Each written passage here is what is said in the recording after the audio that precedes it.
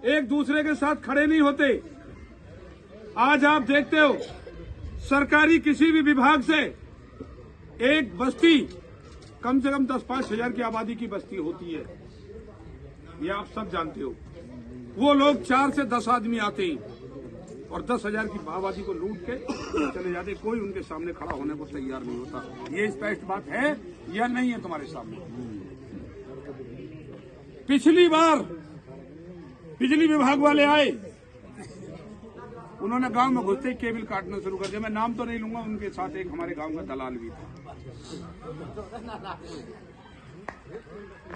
जब मैं शादी में खाना खा रहा था, पहला लुकमा तोड़ा था मैंने, एक लड़का भागा हुआ आया, बोला भाई साहब ऐसे ऐसे बात है, हमारा तो बिल भी जमा और हमारा केबल काट, और कह रहे हैं कि चोरी को नोटिस आ जाए।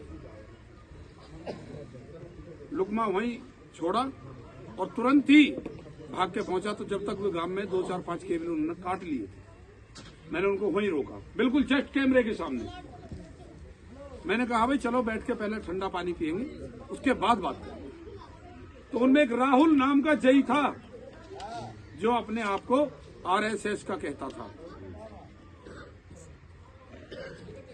उसने मुझे उल्टा जवाब दिया, मेरे दरवाजे पे खड़ा होके 110 किलोमीटर दूर खड़ा होके कि तेरा ठंडा पानी पीने नहीं आए, सरकारी काम करने आए हैं। काम में बाधा डालोगे तो मुकदमा दर्ज हो जाएगा।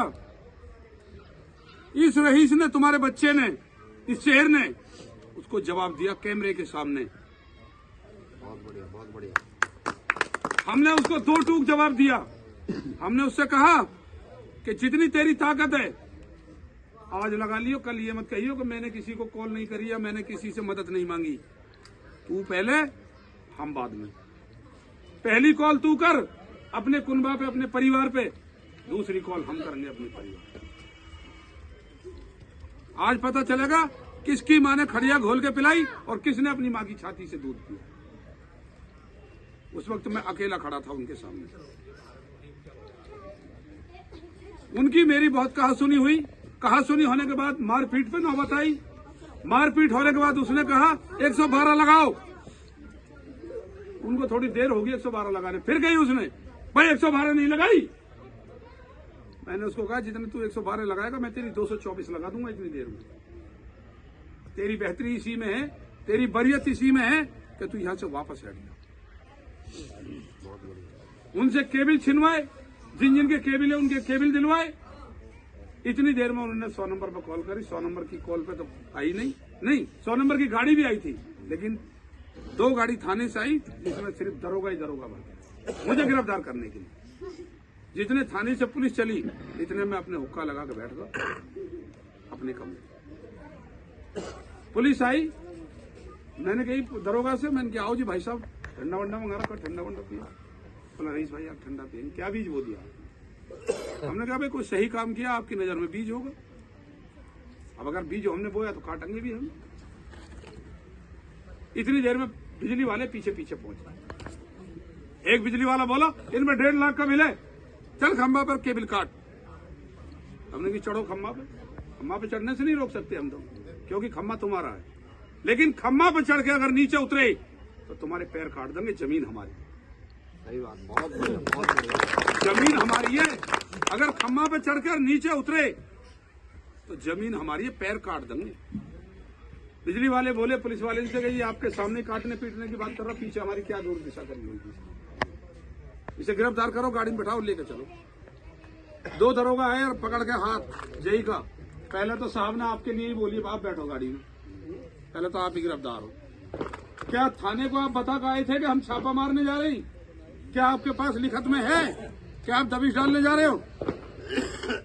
बिजली वाले वहां से हटे और जाकर उन्होंने पूरा फीडर अबू बराबर ठप कर दिया। चारों तरफ की लाइट गुल कर दी, लाइट गुल कर दी बिल्कुल। और उनकी एक ही मांग थी, धरना प्रदर्शन था उनका अपने दरवाजे पे बैठ के कि जब तक रईस ठाकुर गिरफ्तार होके नहीं आएगा तब तक एक भी लाइन नहीं चालू होगी।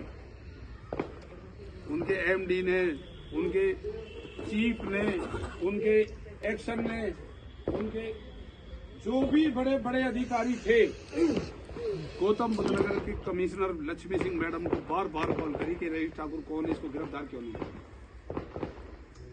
लक्ष्मी सिंह मैडम का फोन आया कोतवाल पे, रईस को गिरफ्तार करिए। साहब मुझे तो वो भी घर भेज देंगे, आप भी घर भेज दोगे, बेहतर ये कि मैं अपना बिस्तर बांध के घर जा रहा हूँ।